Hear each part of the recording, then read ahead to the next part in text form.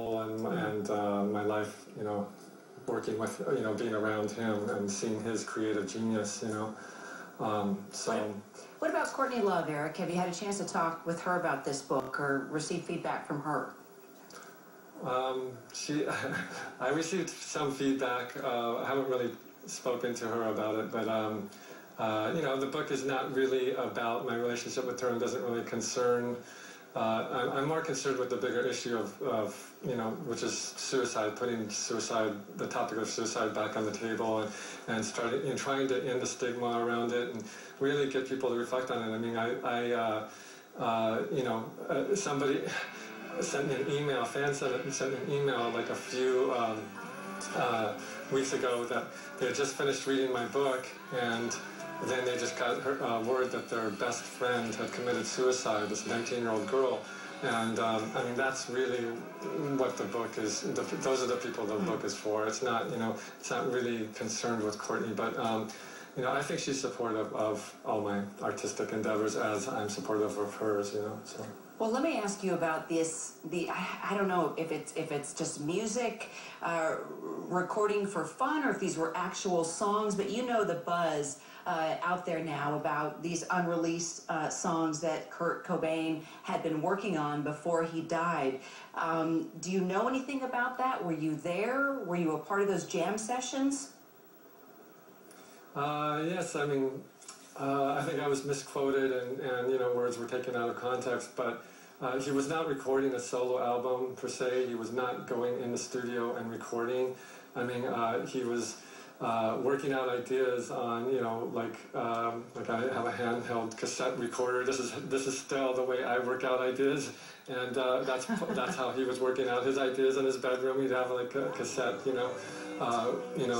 recording him. Any gems there? Any gems in there? And yeah, and I think there's moments where he did a cover of an old song that from his childhood, and it's really sweet and heartbreaking. And there's What's stuff the cover? there. I've heard a lot of. Can you tell me? No, it's a secret. But we want to know. Yeah, but it's it's just I think Mop Tops, and he's like. So he wasn't actually recording a solo album. That was like, I never said that. It's just he was working out ideas, and I was lucky to be around him right before he went missing, and I actually recorded something with him, working on one of his songs that was called Do, Re, and Me, or Do, Re, Mi, as it appeared on the Nirvana box set. Wow. And it showed that he was going in a different direction, and I really loved that direction. But the real point I was trying to make with that comment was that when someone commits suicide, they're not only cutting their life short, but they're cutting their music and their gifts and their talents. They're cutting them out of the big book we're all writing together, with all our creative endeavors, and so then the world suffers for it, and that's really the point I was trying to make with how tragic suicide is, and how it. We should be talking about that more instead of talking about this obsession with fame, and I was speculating, where he would have gone, and speculation is kind of empty. It's not really. What's really important is that he is gone, and this week it's the 20-year anniversary of the LA riots, and I was around him during the LA riots here in LA,